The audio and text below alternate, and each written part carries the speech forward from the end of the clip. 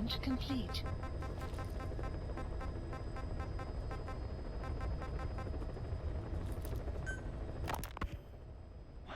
Wait, what are you talking about? Just what do you plan to do? Present the charges against you, and render an appropriate punishment. You're gonna put me on trial? Call it what you like. What's the meaning of this? Out of here, all of you. Back to your posts. No, hang on. Huey has killed their comrades and interfered with their lives. They've had all they can take. Kill Stop! This is insane! You have no evidence whatsoever. You say you're an army free from government. You talk big about being a nation unto yourselves. But from the outside, you're just thugs, rebels, a militia, terrorists, an unhinged threat to society. You're nothing but a bunch of psychopaths. So you're not with us? No, I didn't. I thought we were on the same side. That's too bad. I didn't mean... Men, you will have justice. But our organization, the boss's organization, is built on order and reason. There will be no lynch mob.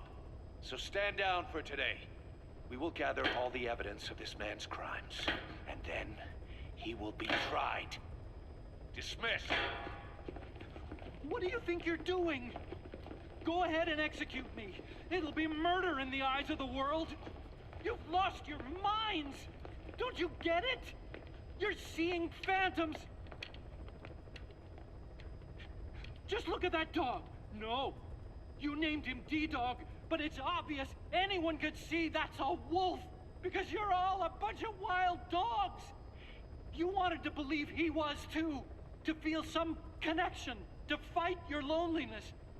You wanted something to cling to prove you deserve to be alive.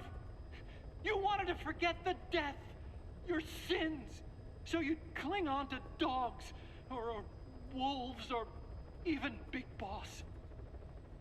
The boss is the same, isn't he? Every one of you is alone. That's why you suspect your own. I know, because I do the same. I'm one of you too. Alone.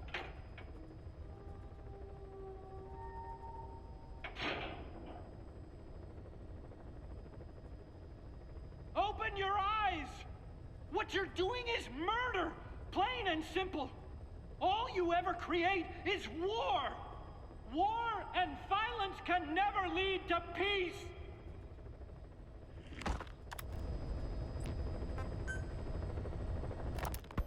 The R&D team's going to take over Emmerich's work. He may be gone, but it won't affect us one bit. We'll be able to deliver whatever you need just like before. You can depend on that. One other thing. I'm tracking his whereabouts. Nothing to report at the moment, though. Let it go. He's gone. The guy's gone. I know. I just want to be sure. Not like I'm losing sleep over this son of a bitch. Open this thing! Huey! Damn it, Huey! Open it now! Please! Let me out! Kill me. Kill me!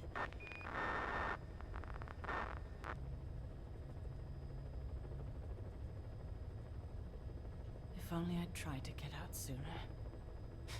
Perhaps I'd have made it. Why didn't I stop the hatch from closing?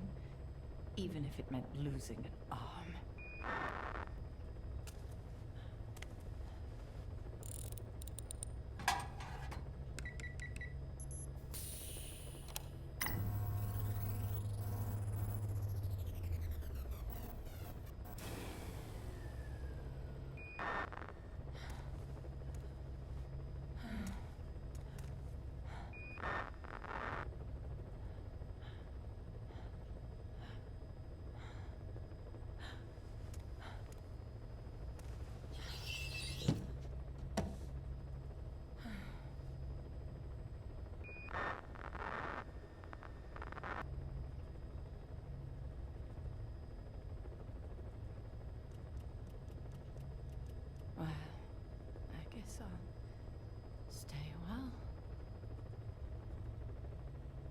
voice.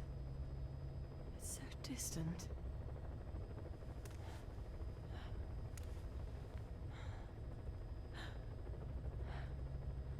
But you can hear me, can't you, Joy?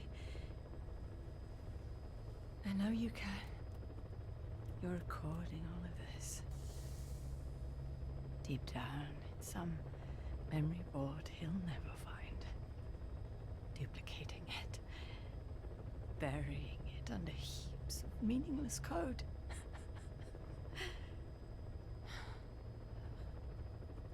Anyway, I guess I can say what needs to be said.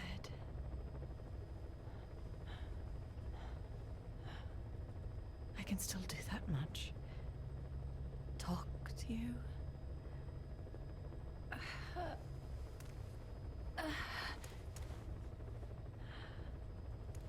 Even if I can't face you. Even if there's a heaven. Even if you're waiting there. I don't deserve to see you again. I don't deserve to love you.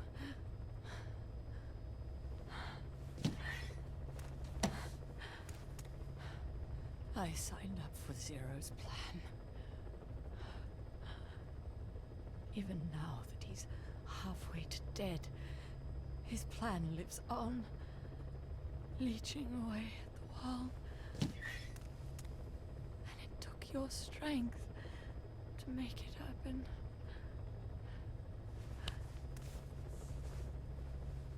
In using you, I put the world in his palm. Once and for all.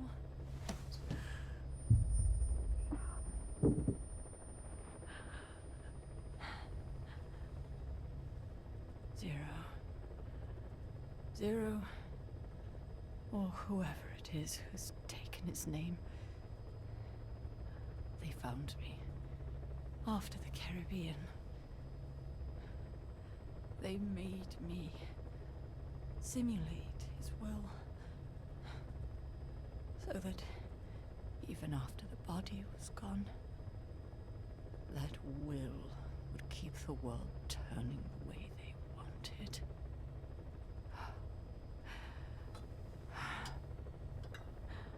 I had no choice. They dredged Lago Cosibolca, pulled up your phantom, forced me to revive and modify you. I thought I could bring you back, but in the end,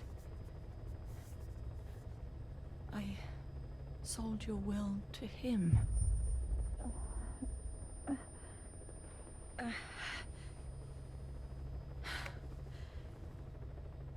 Now this pod is just one big shell. A husk. Your phantom's no longer here. As for me, everything I touch turns to ashes. I could never make anyone happy.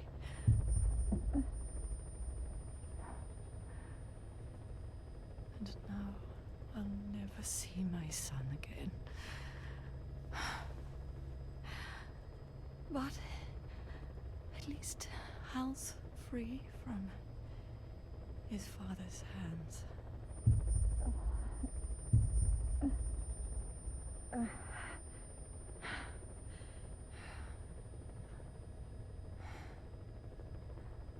Me. With child.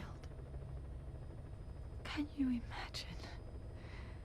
I wonder how you took the news. Were you jealous?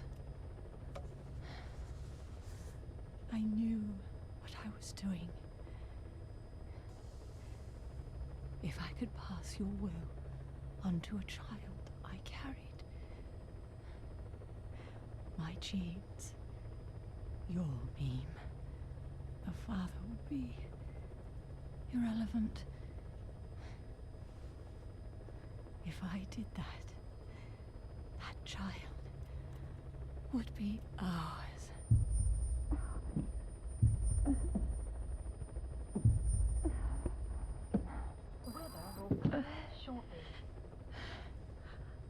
I've been a fool.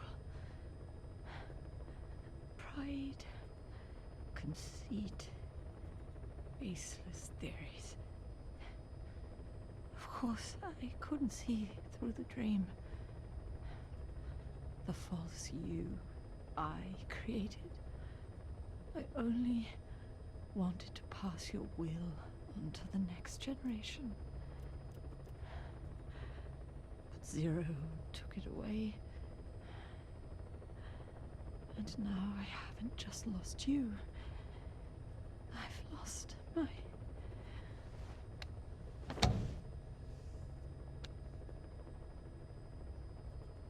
Oh, Hal, can you forgive the mother who couldn't protect you? Approaching. The one who let them take it all away from us. Oh.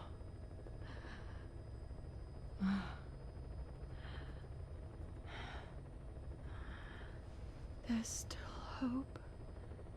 You, the one he took away. He'll never break your will. The will to make this world the way you saw it could be. I buried code, just to be sure.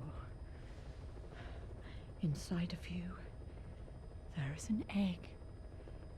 And when someone finds it, when they crack it, there'll be nothing left to stop you. The world you envisioned will become a reality.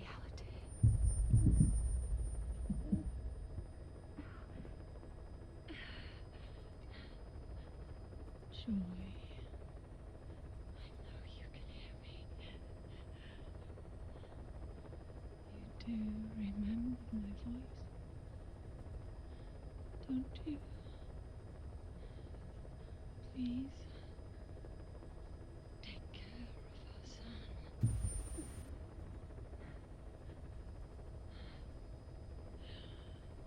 Hal, don't ever be afraid. Whatever happens up there, she'll be watching over you. The system, the framework for your world will protect you. You don't need me. You just need to be strong enough for the both of us.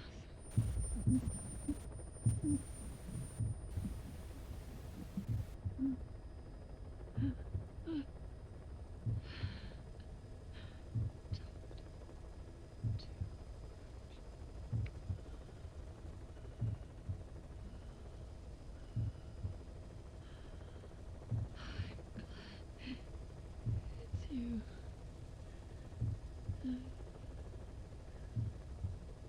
Here at the end, I think I hear your pulse.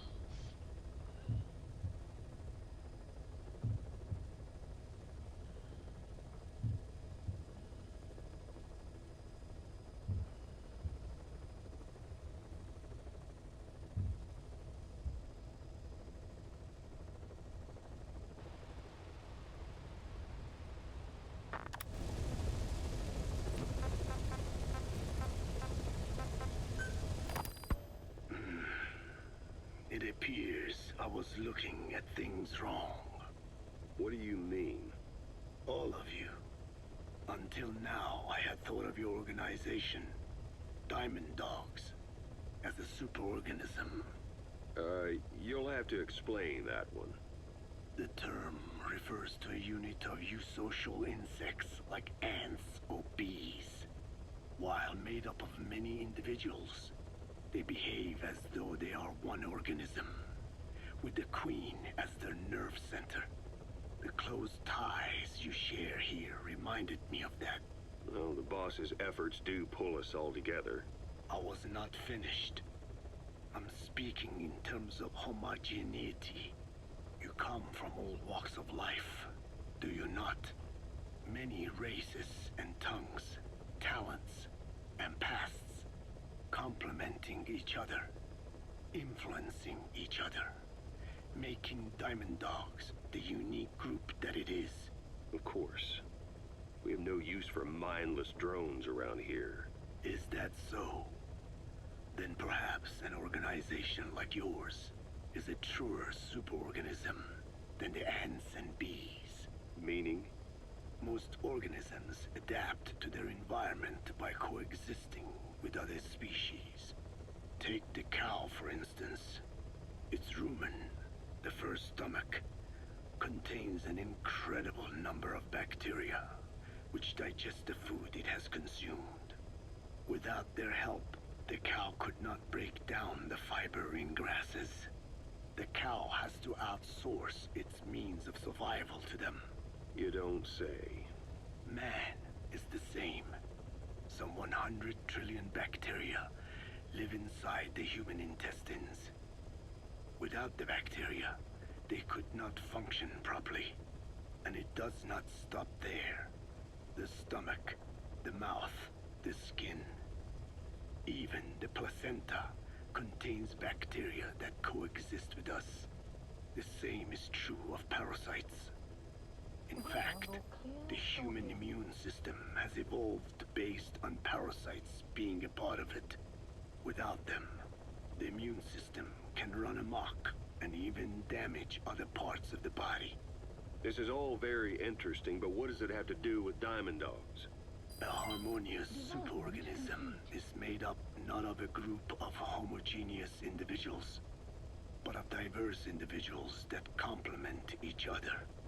That is what I saw in your group here. Then it occurred to me that man is a superorganism. Man's phenotype is not determined solely by his genetics. Some say if you mapped the genomes of all bacteria in the human body, the result would be over 100 times bigger than the human genome. The sum of man's genome and those of the organisms he coexists with, call it a metagenome, creates the superorganism we know as a human being. Well, now that's quite a leap. You think so? Then try a broader perspective. If our world were a human body, you would be parasites. You make a living by doing the dirty work that the world powers cannot handle themselves. From their perspective, you are likely a nuisance. But without you, pus would build up around the world, and autotoxemia, self-poisoning, would follow. The world needs your kind. Thank goodness for that. Skullfaced forced me to turn parasites into weapons. Creatures with which we are supposed to coexist. Meanwhile, that foundation I worked with focused solely on the human genome. Apparently thinking that manipulating it would get them whatever new form they want. Both ways are mistakes. Neither is a true superorganism. I am Dine. By speaking with those living inside me, we enhance one another and enjoy harmonious growth. Such was the original purpose of my research. You have made me remember this. Well, it's an honor. You can travel the world, but you won't find another place like this. If the whole world was like this base, I think the peoples of the world would bid farewell to fighting for good. Maybe that's what the boss wanted in the end.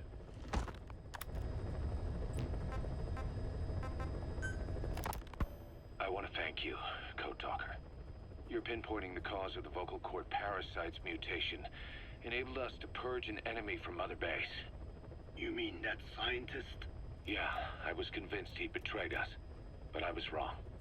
He was never on our side to begin with, so ultimately there was no traitor among us. And yet I made everyone distrustful with my talk of spies, the end result being men turning on each other in the laboratory. You must not blame yourself. They were all infected with the mutated strain. The outcome would have been the same. You know, we defeated Skullface, but it didn't lessen our pain. It's a pain we'll never be rid of. I see that now, but I thought I could burn it away. In the end, all I burned was our own men. Infectious diseases, parasites. Without such foreign enemies, the immune system will start attacking the body, developing allergies and autoimmune diseases. The same is true of organizations. You're right. But I do not deserve to rebuke you. My desire to retaliate against the English language is what attracted me to the vocal cord parasites in the first place. Had it not been for that, I would never have been used by Skullface. We both allowed revenge to crawl into our minds and lay its eggs. Sahelanthropus will unleash that thirst unto the future. How long are we going to be tormented by what he left behind? There is no choice but to live with that pain. Be symbiotic with our vengeful nature. Whatever we do, we must not allow that thirst for revenge to control us.